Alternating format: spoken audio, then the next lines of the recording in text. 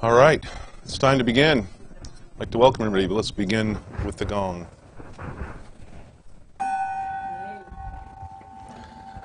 Welcome to this week's Spirit of Life service. It's a special ceremony tonight. My name is Dr. Doug Kelley. Good to have everyone with us, not only here in the live location, but also around the world.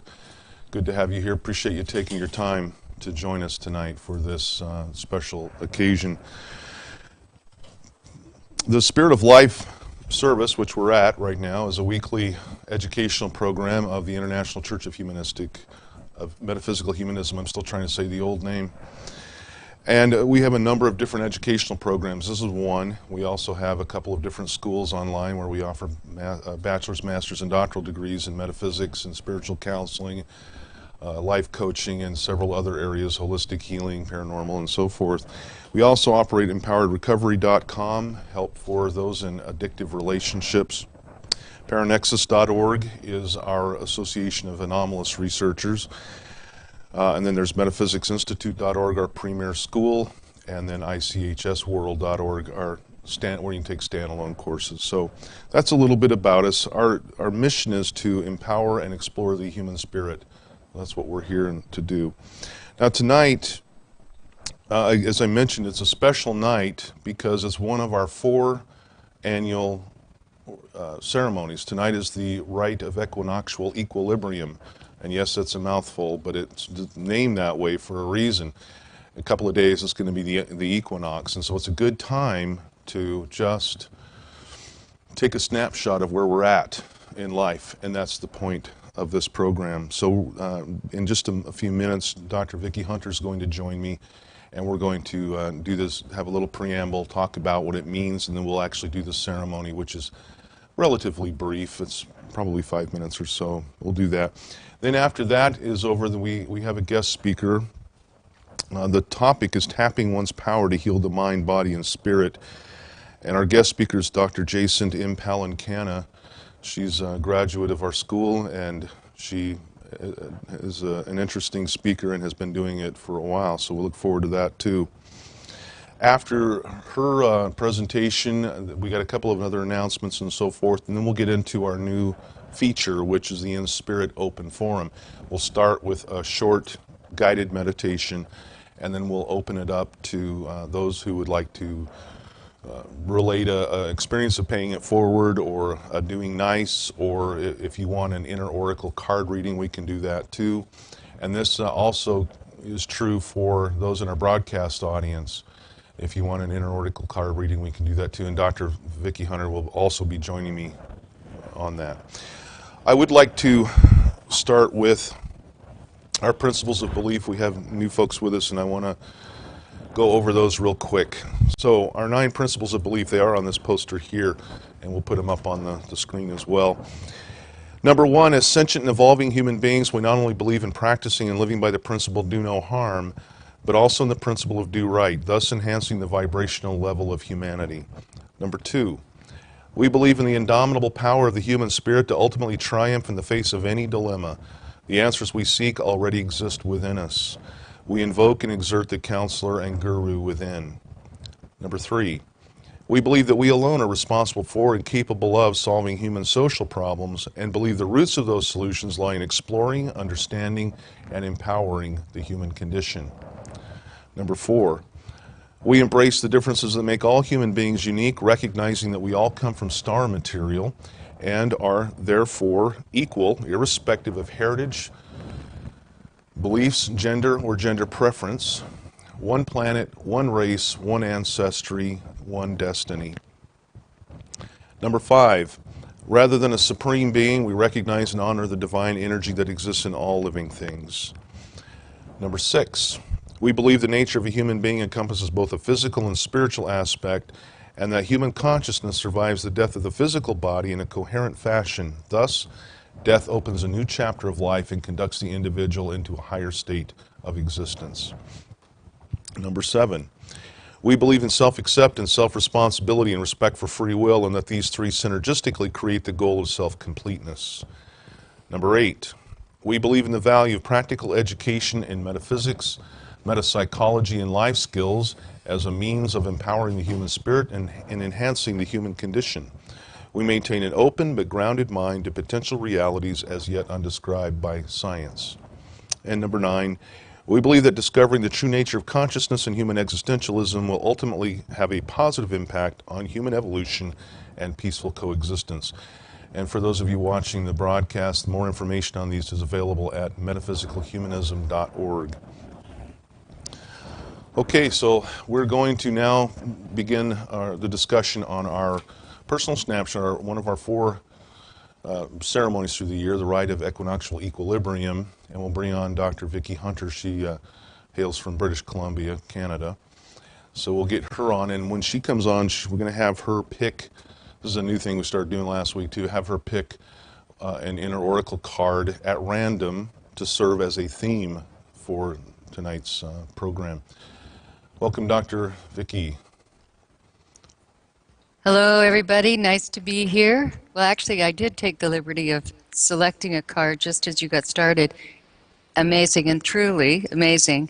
Energy signatures. Number 26. And what are we talking about tonight, hey? Isn't that amazing? I'll read it for you out of the little booklet. This card is a call to be aware of energy signatures, which is the vibe a person puts out or the energy of a situation. Energy signatures are changed by increased awareness resulting from gaining more knowledge and wisdom of self. Review the present energy signature that you may be sending or that of a situation, individual, or relationship. Keep what is healthy. Remove what is unhealthy. Remember, you cannot change others. You can only change yourself and your own energy signature, which is really fabulous for tonight's program. It is. It fits in, and once we go over the material, you'll begin to see how. And again, energy signatures is the vibe. It's the vibe we put out. You know, when we meet somebody new, we get a vibe, right? And it can either be good or bad, or it can be neutral, but that's all they are. So, all right, let's get into the discussion then about what this rite, this ceremony is all about. It's one, as I've mentioned a couple of times now, it's one of our 4 ceremonies that we do through the year. This was in the spring that we normally do this, at least in the northern hemisphere. And it's really the equivalent of a religious holiday of sorts for us. So it's an important thing, hence wearing a little bit more of a ceremonial garb this time. So I encourage members to plan for the next one, which will be the summer solstice, at least in the northern hemisphere, the winter solstice in the summer, or in the southern hemisphere. But the March equinox, that's why we call it the March equinox, because it is the spring equinox in the northern hemisphere and the fall equinox in the southern. And we've got members all over the world, so it's hard to come up with the same terminology that applies to everybody. This is the time of year when the days and the nights are equal, they're in balance, and that's what we pick up on to symbolize what we're doing here. This is the time that we want to check our own life, to take a snapshot, a personal snapshot of where we've been, where we're at, and where we're going. It's like a mile marker along the road to just see where you're at. Another analogy is this: we're taking a trip, we get out our GPS, and we may want to take a trip to a certain place, but we may want to stop at different places along the way, which are called what? Waypoints, right? And so today is like a waypoint along the way. But if you don't know where you're going, it's kind of hard to know which direction to go. For example, if I'm in Colorado and I want to go to California, it wouldn't make a lot of sense to turn east, right? Because California not east, it's west. But if we don't know where we're at, it's going to be kind of hard to see. So that's what this is for. It's another problem that many people have is that they never have taken the time to figure out exactly where they're at or how to get where they want to go. And that's why we need to just, as Dr. Hunter would say, press the pause button and take note of where we're at. People are looking for success, right? Everybody wants success. And of course, what does that mean? Well, it means something different to everybody. But if you ask people, I think most of them would say, well, you know, if I'm successful, that means my life's going good, relationships are going good, I don't have any real problems. I've got plenty of money and so forth. And a lot of people think, well, winning the lottery is the way to the happiness, right? It's not. You know, having more money simply amplifies more of who you are. So that's not necessarily the thing. We have to be able to define success. So in a moment, we're going to talk about 3 questions and some subsequent questions that will help us to kind of check to see where we're at. Those 3 questions are: who am I, and where am I going? Now I'm going to pause for a moment and allow Dr. Hunter to say something, if she so desires, that is. Sure. I mean, as I really like the notion of being hopeful for new life, especially at this time. And in that hopefulness, of course, it's really good to just pause and say, where am I? Who am I? And it's encouraging, it's inspiring, it's everything starts to breathe new life at this time of year. So this is one of my favorite ceremonies, actually. And I know various families throughout the world and all the different beliefs have their own little traditions that they do. And with my family, one of the things that we do is, for our dinner, is each gets a boiled egg. And you're eating the seed of life when you have the egg.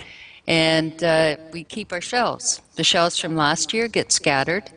And then you keep the shell and you put it in your little pouch. And it's just symbolic. And it's a kind of reinforces that energy of protection and dreaming and the new seeds of life. So it's a very exciting time of year, and if we ask ourselves the right questions, of course. So that's good. Now let's ask some questions. Now I'm not going to discuss a lot about these. They're basically questions to get you thinking, and that's what they're designed for. The first question is, who am I? You know, what are my core values? Now think about these for a moment. What are my greatest fears, and why are those fears my greatest fears? Is my general behavior consistent with who I want to be, who I think I am? So think about that. Who are we really? We have to take time to explore that. Our core values. A lot of times we were raised with various core values. We all were. And we don't realize that once we become an adult, we have a choice. We can change those core values. We don't have to keep doing what we were taught if it doesn't make any sense for us anymore. So who am I? That's a big question, obviously. The next question is, where am I? What's my life like right now, here and now, and why is it like that? How are my relationships? Are they good? Are they bad? Are they in the middle? And why, if they're an issue for us? Is this where I wanted to be at this point in my life? Probably ask that question more as you get older. Hey, what happened all that time? You know, if you're not where you want to be at this point, the question again is why? Any comments, Dr. Hunter?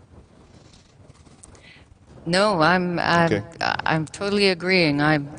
It's all those questions that, mind you, I like to take a monthly check-in on those things, if not daily sometimes. So Well, this is that's probably good. great questions for this time of year. All right, the last question is, where am I going? Do I know where I want to go? Do I know where I'm headed?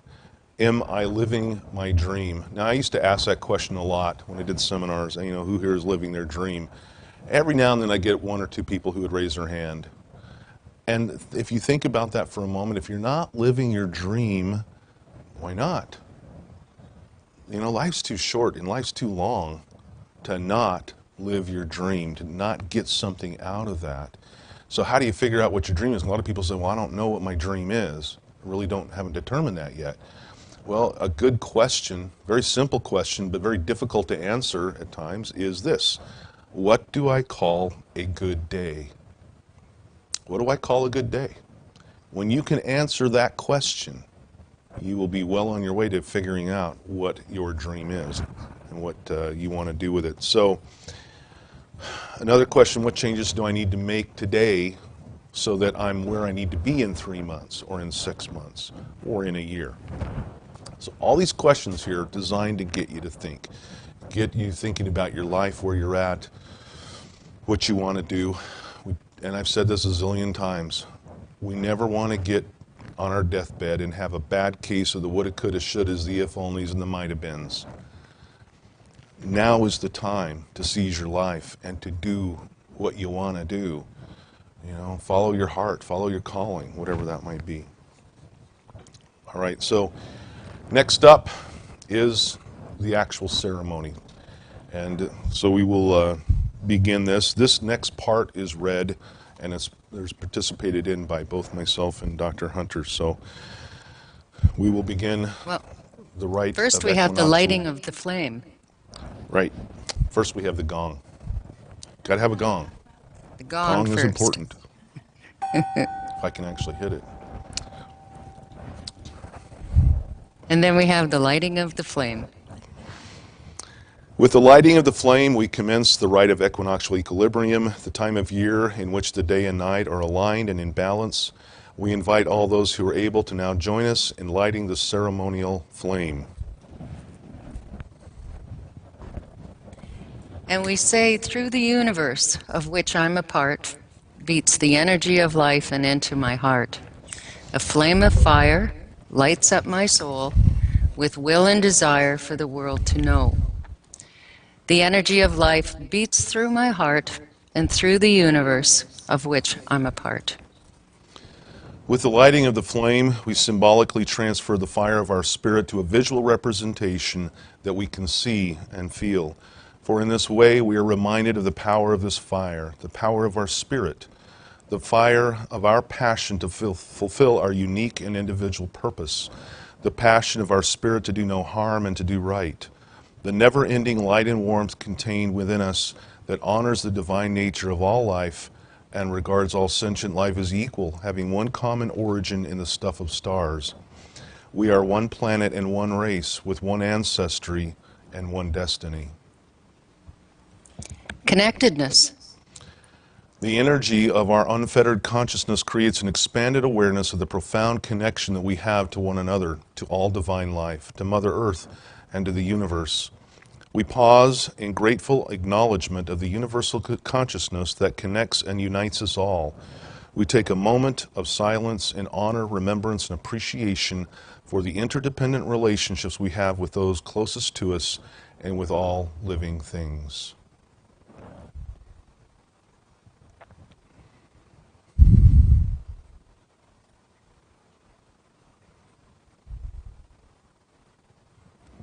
Responsibility. We are connected to all things, and yet we are one.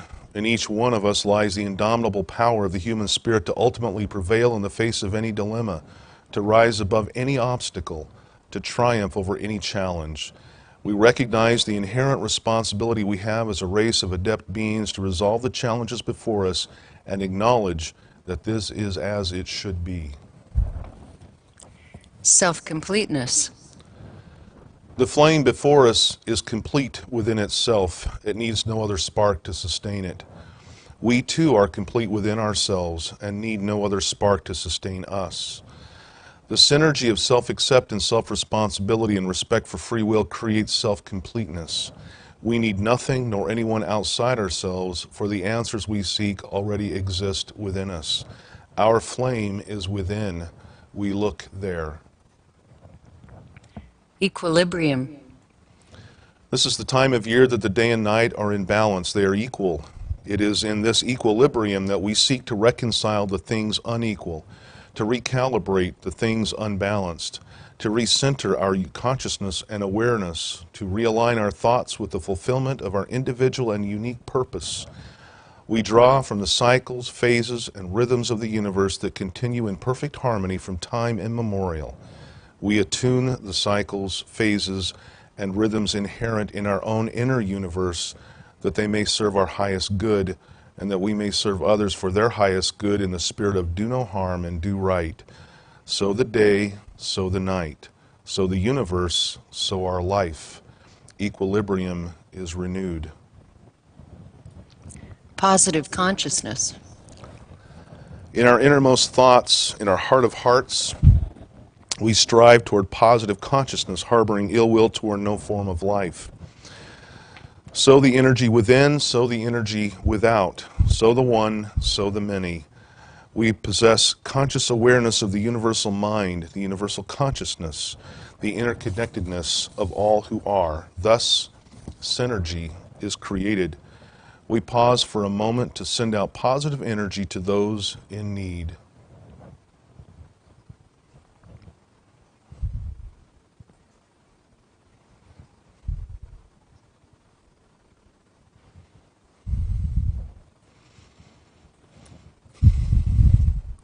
We recognize the power of gratitude and deliberate intent, for like attracts like, and the like that we positively intend is the like that we invite and the sum that we receive. We pause for a moment of silence to calibrate our intent, to send positive and deliberate intent out into the universe in harmony with our own unique purpose so that it may return to us in due time.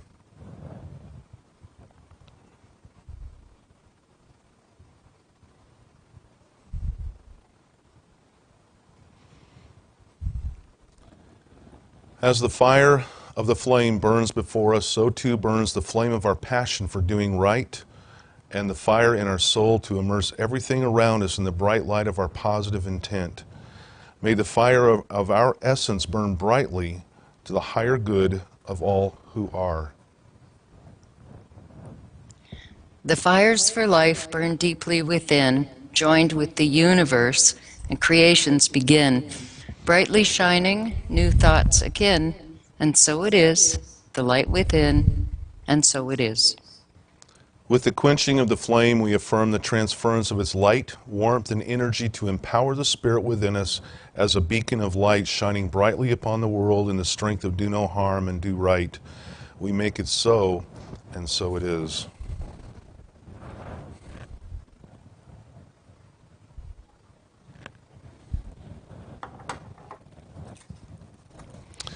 The flame is transferred to us symbolically.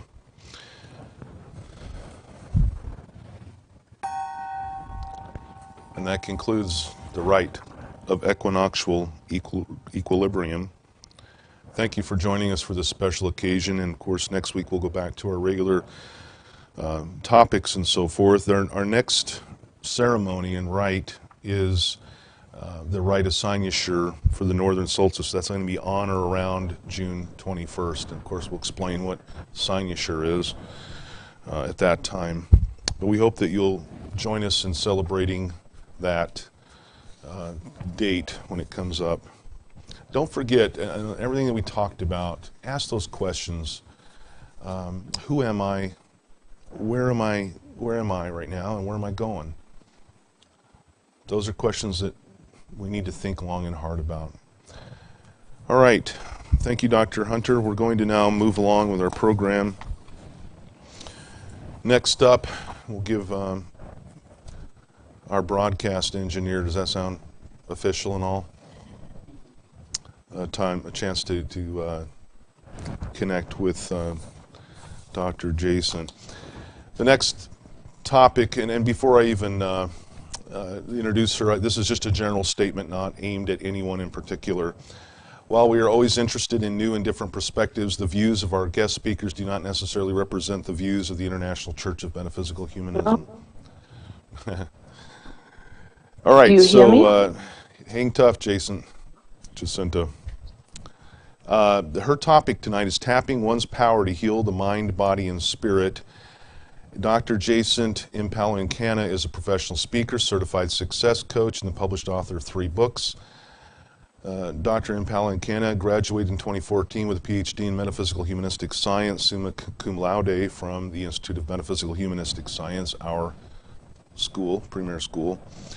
Additionally, as an advanced emotional freedom technique practitioner, her purpose is to employ her skills, experiences, and education through her success coaching and spiritual counseling programs to empower people and help them take their power back, which is always a good thing.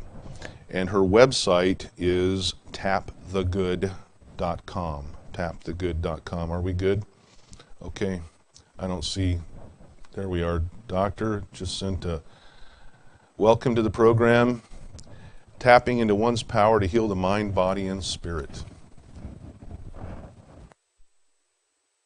Hi, everyone. I hope you see me. Do you hear me? Yes. Well, good evening. Thank you Yes. so much for having me here. And I'm going to be talking about tapping into one's power to heal the mind, body, and spirit. And I'll be really focusing on EFT, the emotional freedom technique, also known as tapping. And you can tell I have an accent, so I'll be as slow as I can so that you understand what I'm saying. And it's really warm out here in California. I don't know what type of weather you have out here, but it's beautiful out here. So let me get straight into it. EFT, also known as tapping, was founded actually by a psychologist about 25 years ago called Dr. Rogers Callahan. And engineer Gary Craig is the one who developed it. And he was looking for ways of healing people's emotions because he was so tired of the healing ways whereby people were taking lots of drugs and all that. So he was looking for a way that could heal people's lives, heal their emotions without damaging their physicality. And that's how EFT was developed. EFT was developed based on an ancient Chinese healing modality called acupuncture. Now, just as the acupuncturists use needles to tap onto certain meridian points, as I'll explain later, EFT uses fingertips to tap on those points to heal the body, mind, and spirit. And so many people think that EFT is an energy healing modality. However, it is a modality that gets us to use our minds to heal the body, even the mind and spirit. Now, how exactly does it work? EFT works on the premise that our emotions are like stuck energy in our bodies. And how is that so?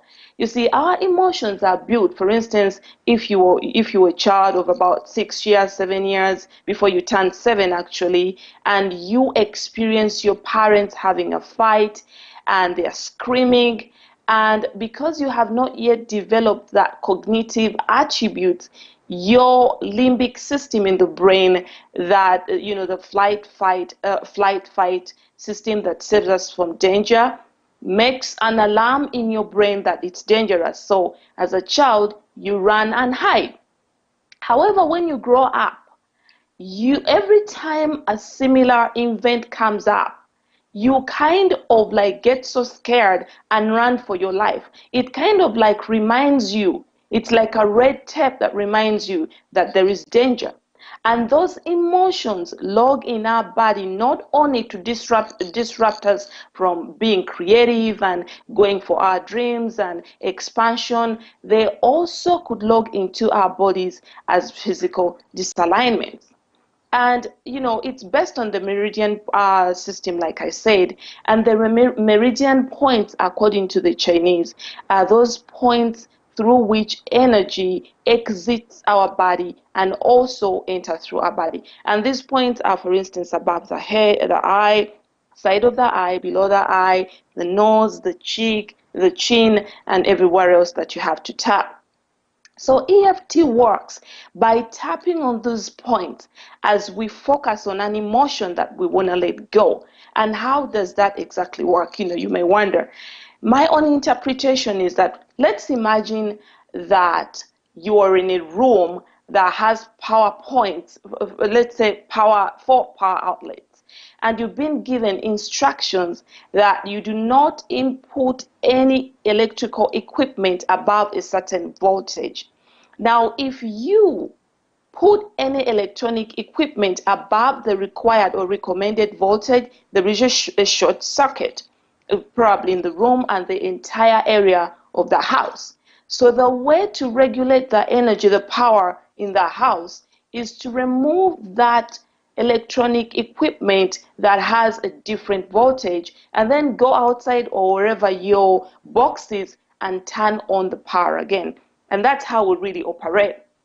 When you have a negative emotion, when you're worried, when you're fearful, when you're going through all these things, there is a disruption in your energy system.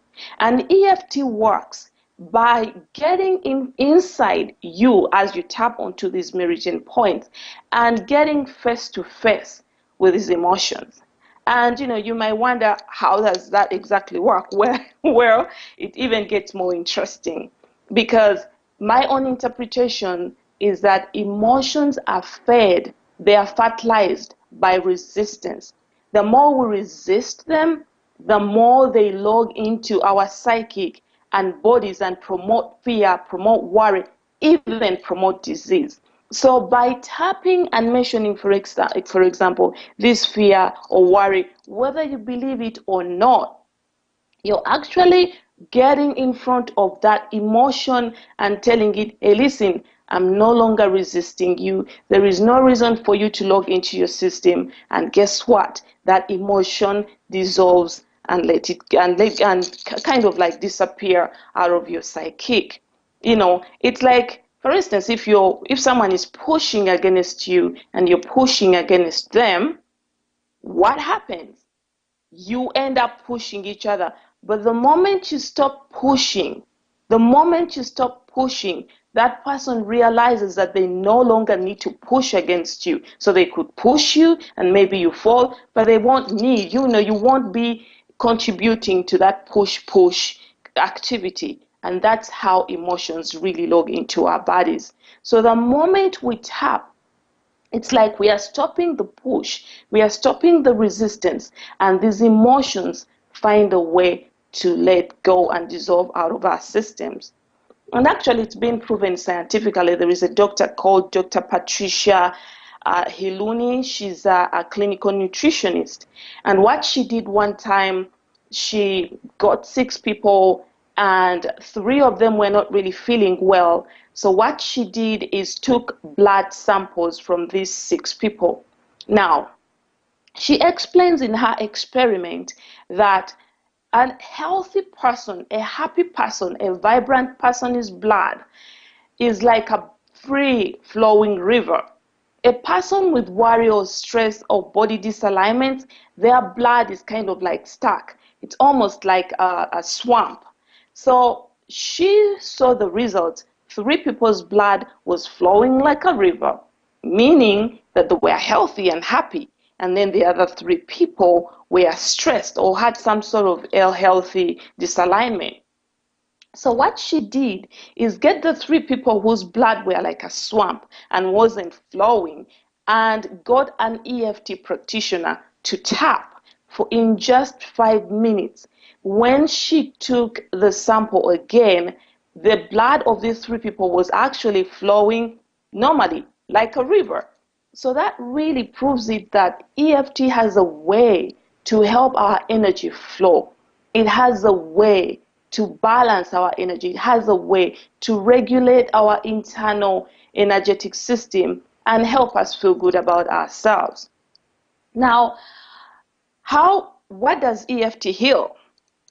EFT, the beauty about EFT is that you don't have to use needles like acupuncturists. You don't even have to understand how it is, just like electricity. You just turn off the light. But do you really understand how it works? No, but it does provide the light, doesn't it?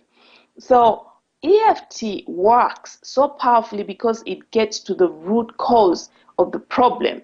That's why it's not an energy healing modality per se. You use it to tap into the power of your mind to get to the root cause of whatever is limiting your expansion or stressing you or recalling in your life or whatever else that you're going through. And the thing about it is that sometimes EFT could work in as little as 5 minutes, even 2 minutes of tapping. Other times you could have to go longer. But either way, the more you tap, the more you remove all those layers of emotions that have built one upon another until you get to the root cause, and then the whole thing dissolves. Now, EFT has been known to heal so many things. It's been known to heal stress, worry, negativity, emotions that are created because of abuse. EFT has been known to open up people for inner intellect, vision, creativity. EFT has been known to inspire people to achieve their dreams, even find out who they are. You can literally use EFT to do whatever you want to do with it, as long as you tap into and get to the root cause of whatever is blocking you or preventing you from achieving your dream or even feeling better. Now, I'll tell you a personal story about EFT really healed my life. Among so many other things, when I was growing up, I think I was about 8 years, we had a neighbor who was very, very wealthy, and he used to import cars from China and so many other things. But this guy had a kind of like health-looking stomach, I don't want to use the word big, but he had a kind of like health-looking stomach. And I looked at this guy at 8 years and actually attached wealth to someone with a health-looking stomach. You know what I mean, right? So I started eating and eating, and I was really, really skinny. I started eating my head out just to create a big stomach, healthy stomach, because I wanted to be rich by 12. So I started eating all sorts of things, but I never gained weight, and I was so desperate. I would ask my mom and grandmom, and I'm like, why am I not gaining weight? I'll never get fat. And as a result of eating so much crap, my stomach I started getting allergies of so many things. I started having so much stomach pain. And then when I was about 15, I realized that every time anyone spoke about money, my stomach hurt so much. Every time when I started after university, when I started working, whether I was being given a paycheck, whether I was paying a paycheck, whether I was looking at my bank account, if it had anything to do with money, even if we went out to shop for food, every time I saw money, my stomach would hurt so bad. And I thought I had ulcers. I never really thought that it was something that I'd created. It was an emotion that I'd created for my life. So it so happened that when I was studying to be an EFT practitioner, I volunteered to go on stage, and we were dealing with money, money blockages, childhood memories, and all that. And I remember I was feeling good. I was like, no, I'm good. I don't have really bad emotions about money. And they started tapping. The moment they started tapping about EFT and money, my stomach, there was a sharp pain in my stomach that I literally fell off the chair in pain. And I remember the practitioner, the instructor saying, Jacinta, you have to keep tapping. You can't give up. You have to keep tapping. And amidst that pain, I continued tapping, and within 5 minutes, the pain was gone. And I never, ever had to go through that experience. Of course, my stomach hurts once again, now and again, because of other things. But the pain I had because of money, the pain I had in my stomach was gone. And that really taught me one thing. That revealed to me, my instructor explained that I had carried that emotion of money into my stomach. And that's what really happens. Emotions have a way of logging into different parts of our body as long as we attach long-term feeling or beliefs. And then they start creating disalignment and discomfort, even disease. So EFT works by going to the first event that happened before you go to where you are. For instance, if you're sick, like I've dealt with so many clients who, for instance, come in and they can't see. Maybe they have a vision disalignment. And all I do is go back, remove the layers, and go back to the first event when they had to wear glasses. And you find so many stories. Maybe someone told them your eyes are too big or too small, or they saw something that they never wanted to see. And once you remove the root cause, their vision increases. So EFT is really an amazing mind healing modality that can help anyone with anything. And it's not it's not that you have to let it go. I mean, if you're on medication, it's not that you have to give up your medication to take on EFT. It's advisable that you remain taking your medication, but at the same time, if you can embark on it, use it, you will definitely see results in your life. So what have I done with it? I will tell you a little bit. I have a program called the 14 Days Love Liberation Boot Camp, and 7 days out of those days, the 14 days, you go through tapping through the chakras and releasing all the root causes of emotions that you've built over the years. And at the end of the 14 days, people get breakthroughs. And I've also written books in EFT, especially one for women called Love, Men, and Money. So in a nutshell, EFT is a technique that gets us to use our minds to heal our bodies, mind, and spirit. And if we get to the root causes of our emotions, we are definitely able to liberate our lives from these emotions and live the lives that we so desire. So thank you so much for listening, and I will see you soon in the next broadcast. Thank you, Dr. Kelley. Bye. Thank you, Dr. Jacent. Interesting stuff about EFT, and if you're not familiar with it, there's obviously more online about it, but it is an interesting phenomena. I actually used it in our hypnosis practice many years ago, and some of the techniques I didn't expect that, so it's interesting stuff. So we appreciate her covering that for us tonight. By way of announcements, want to thank those who made donations toward the church over the last week or so. Appreciate your help. Every little bit helps. And again, if you are a member of any one of our educational programs, ICMH Church, you can join the One Planet community, which is a private Facebook-like community.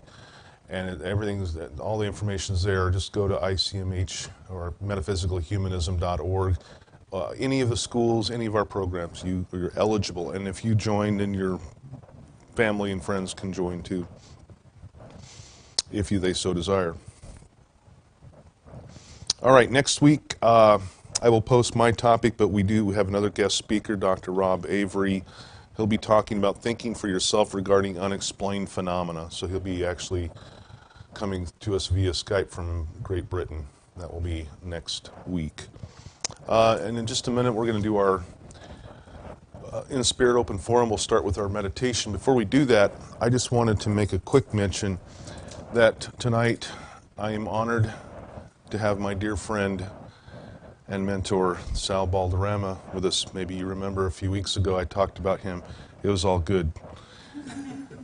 And, of course, his daughter, Tina, who is just enrolled in our school, too. So it's nice to have you here. It made a big difference in my life. This wouldn't be here if it wasn't for him. So it's good to have you here. And I'll expect you to pay me later. All right. So Dr. Vicki is back with us. Hi, Dr. Vicki. Hunter. Hello. I so enjoyed Dr. Jacent's talk. It's fabulous stuff. I wanted to say that before we get started, because it's really all in keeping with energy signatures too, which the card, how we started. So signatures. Absolutely, it's fantastic talk. Yep. All right, so to get into our Enspirit Open Forum, we're going to do a quick meditation. It's only going to be a couple, 3 minutes. So we'll get this going and kind of lead us into opening up and sharing the good stuff, right? So if you'll take a quick minute, find a spot directly across from you and focus on it. Or if you'd like to close your eyes, you can do that too. Either one. Take a deep breath in through your nose, hold on to it to the mental count of 3. And then just release it slowly through your mouth. And just breathe. Remember that every time you breathe in good stuff, positive stuff, good energy. Another deep breath in through your nose, hold on to it to the mental count of 3. And release it. And when you release it, you release stress, tension, problems. As you look within yourself, you'll notice that there's this beautiful ball of light hovering just above your head. That's your soul light. That's your higher self. And I want you to imagine bringing it straight down, right into your body, right into the middle of your body, and just allow that positive, beautiful white energy to just fill up your body, healing everything it touches, nurturing, soothing, de-stressing everything it touches. That's you. That's your higher self. That's your inner power. And that inner power is there anytime you want it. You see that ball of light, it's still connected to all that there is. You see the tentacles of energy moving out, connecting with other individuals throughout the universe, tying us to all living things, and thus your power is even amplified. Just breathe in now, breathe in that energy and relax, and allow that beautiful ball of light that is you to take its place right above you whenever you choose. And now that you're feeling more energized, more relaxed, look within you and draw on whatever it is you need. If you'd like to express something, you can do that. If you'd like an inner oracle card reading, you can do that. And now we're going to count 1, 2, 3. That's a quick count. Go ahead and open your eyes, come back. Just a quick little meditation there. One of the things I want to mention as we get into this is as this church continues to grow and evolve, it continues to grow and evolve. Is that redundant? There's no real model for an online church. Most of our members are throughout the world. You know, we have a few folks here in the area, but most of our members throughout the world. So what do you do with that? What does it mean to be a metaphysical humanist anyway? Well, if you think about that, you can ask that question about any religion out there. What does it mean to be this or that religion? Well, there are things that it means. One of the big things that's coming into being right now that it means to be a metaphysical humanist is paying it forward, doing right. And that's what we're focusing on from now on big time. And it's not so much as a group thing, and that can happen too, but on an individual basis, can you pay it forward? There are a zillion ways of paying it forward. Paying somebody's toll, the car behind you, or helping somebody if they need it. There's a zillion ways, but we want to focus on helping others in a meaningful way. So look for those opportunities. And if you have something you'd like to share, especially here in the local audience, I'd just raise your hand and we'll give you a mic and you can share it. If you are in the broadcast audience and you would like to get an oracle card reading, just need your first name and we can do that too. And if you're here in the live audience, we can do that too. You might be wondering, what are inner oracle cards? Well, if you're new to this, they are simply self-discovery cards. Dr. Vicky was holding up one, and it is our own custom deck. There are 54 cards. What do we have? 5 suits plus a wild card suit, and they're just to get you thinking, and they're pretty cool, if I do say so myself. They're pretty cool. So we have a taker. We have our first contestant. So we're going to do, imagine our shock. So I'm going to pick a card just for you, Tina B, who lives at, just kidding. The card is number 9, Empowerment. Empowerment, pretty self-explanatory. That can mean that you feel empowered, that you need to feel empowered, but knowing you, I'm pretty sure it's empowered. Go ahead, Dr. Vicky. Go ahead, Vic. Oh, it's a big one. Taking your power back. Yeah. It's literally all-powerful and absolutely priceless. That's what the book says. It alone is the solution in principle for virtually every problematic circumstance in your life, from a bad relationship to spiritual harassment, which can happen. Retaining your power means to retain your wholeness, When you're whole, you are empowered. Empower others by doing no harm and doing right. Share the best of yourself as encouraging and uplifting to yourself and others. So empowerment, it filters in so many different ways. So, you know, basically, if we're empowered, we can help to empower others. You can't give away what you don't have. So there you go. And that's certainly tied in with taking your power back, as the book says. And of course, if the book says it, right, it must be true. If the book says. So that, yeah.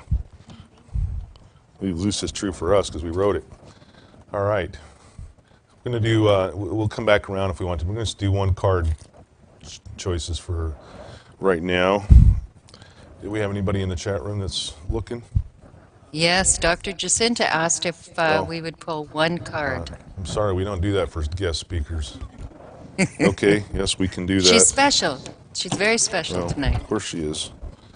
We all are. She's special. She's probably watching me thinking, don't you say that. I'm just going to mix them up a little bit.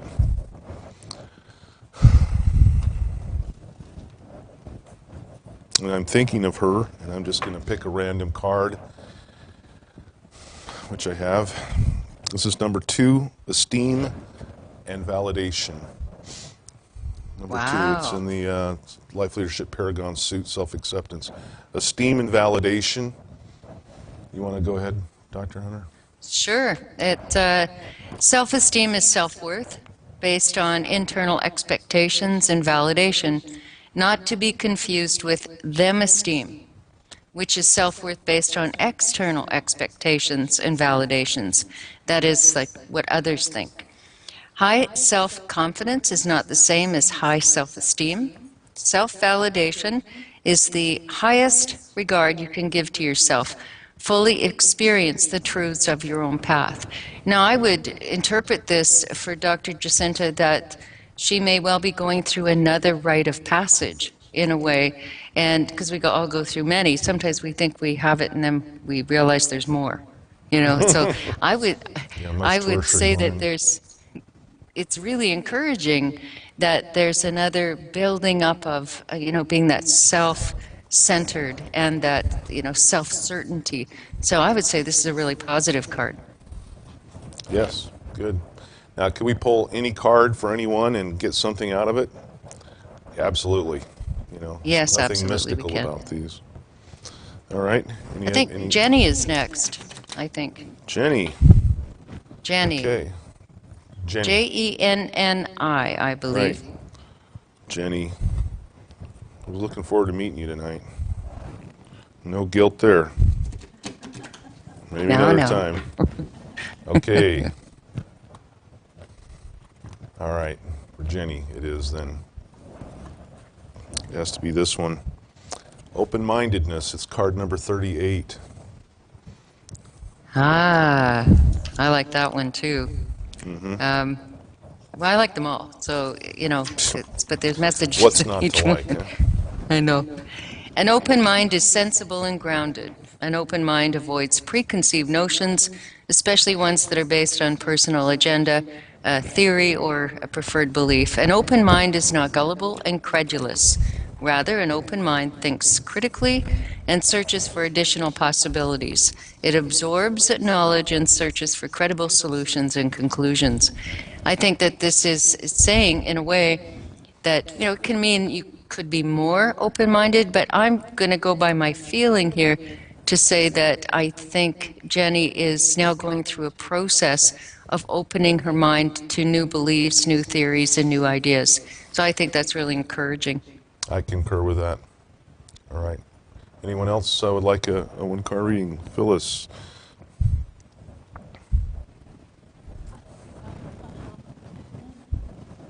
She's here. Let her choose it. Good idea. The card is number 10, Indomitable Power of the Human Spirit. Good choice. Your power. Well, you can say, I have the power. The human spirit is unequaled in power. Nothing can defeat it. Within your creative ability, you are a powerhouse of energy, that can be channeled into any endeavor. Given time, nothing is out of reach for you. Claim your power and live up to your human potential. Apply your powerful spirit to overcoming whatever obstacle is standing in your way. And I would go by my feeling here that Phyllis is having to call upon some big resources in herself to maybe, look at some challenges, which we all have some, but she's got it, and maybe just realizing how much power she really does have. So that's exciting too. I think that's appropriate, knowing what I know of you.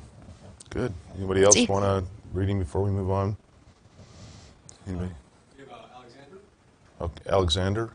Alexandra. Okay. Makes a difference, you know. Okay. All right. We will do that for Alexandra.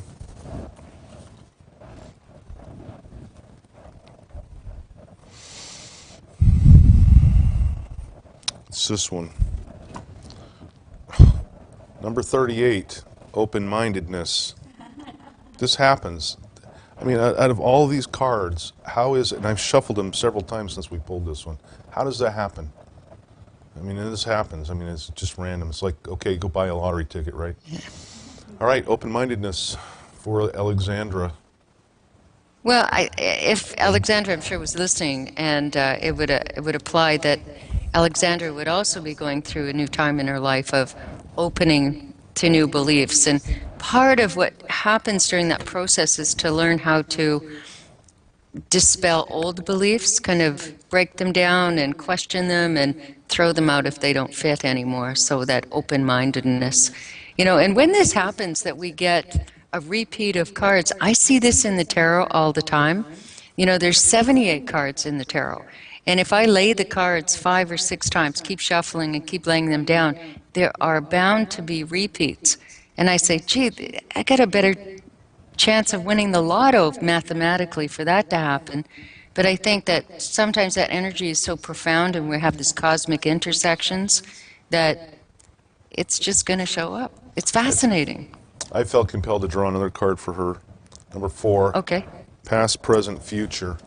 Past, present, future. Basically, to get you focused on that. And that kind of jibes with what we talked about earlier in our Rite of Equinoctial Equilibrium. That's a mouthful. Did I say that already? Past, present, future. So hopefully that will get you thinking about that. Right. I'm going to, do we have anyone else? We have Deborah. Deborah? Our Deborah? Different Deborah? Online Deborah? Well, all right. We're just going to be able to take one more, and then I've got a quick little experience I want to read from one of our students. And I'm going to do this, which is a mess. Quite the shuffle. It's a perfect shuffle. The card is 3, but it's a wild card, number 3. It's blocks, and the card reads, the energy at hand is outside the norm.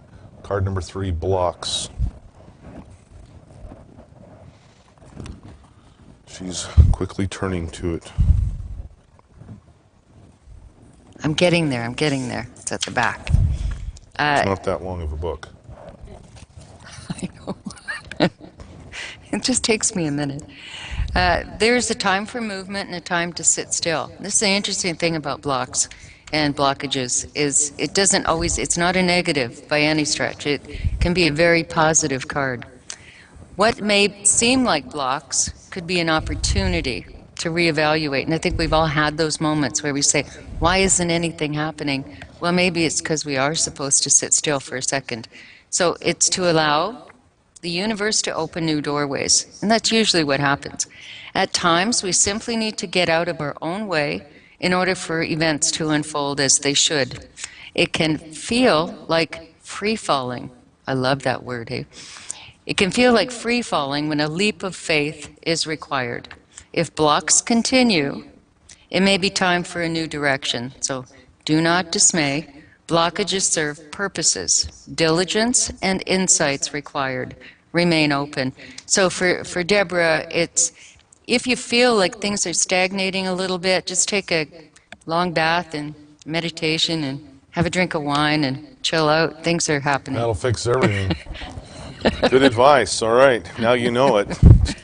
Okay. Appreciate that. And it's interesting because we can all probably pick up a point or two or get something from all of these cards that might apply in our own life. As we wrap up this tonight's program, I want to read an experience that was submitted as part of an assignment by one of our students who shall remain nameless, but it's from South Africa, a student in South Africa. And this is what I'm talking about in paying it forward, in doing right, which is an add-on to do no harm. And so for the next week, look for opportunities, and this goes to everyone, look for opportunities to find those do rights, those ways to pay it forward. It can be in small ways. It's not always involving money. Look for ways to lighten the load of someone. It can be an encouraging word. It can be a smile. But look for the meaningful ways. And if you have a nice experience and you're out in the broadcast audience, email it to us and we'll read it. We'll keep your anonymity. We'll keep your name private if that's what you want. But email us, just admin@metaphysicalhumanism.org will get us. You can go to the website and contact us. And that's same true with anyone here in the audience. If you're coming back next week, you have a good experience, we'd love to hear it. Why? Because it builds people up. So let me read this, and it'll go pretty quick. At the supermarket, while waiting in the queue in line, a less fortunate man dressed in an overall jacket and torn pants wanted to pay for his items, which consisted of milk, bread, and a can of fish. When the cashier totaled the amount of these products, he realized he could not afford all of them. Wanted to leave the one item. His embarrassment and disappointment was clearly visible. Witnessing this, I decided to pay for the items and give him the change. Even though I can't really afford it, I experienced a feeling of joy that I was able to aid someone from disappointment, and obviously in a worse position. I learned that it is not always the big things in life that can enhance and bring joy to another person's life, and that there are more important things than pride. He asked me why I helped him. I explained that I helped him today, and when he can, he must help someone else in need, not necessarily with money, but with skills and talents that he possesses, since he was obviously someone of little means. The man was surprised that a stranger helped him in a time of need. I hope that this gesture will demonstrate a positive sense of the mutual relationship between human beings. Nice experience, and I'm sure we've all had those. So we appreciate everyone's kind attention tonight, and we look forward to seeing you next week as well. Till next week, listen, think, learn, grow, and live. Really live.